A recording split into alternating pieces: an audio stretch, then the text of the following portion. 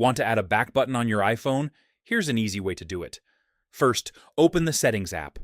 Scroll down and tap Accessibility. Next, tap Touch. Then tap Assistive Touch. Turn on Assistive Touch. You'll now see a small floating button on your screen. Tap Single Tap under Custom Actions. From the list, select Home.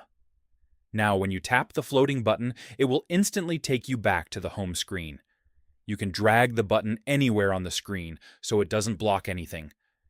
If you want more controls, tap the floating button to open the Assistive Touch menu.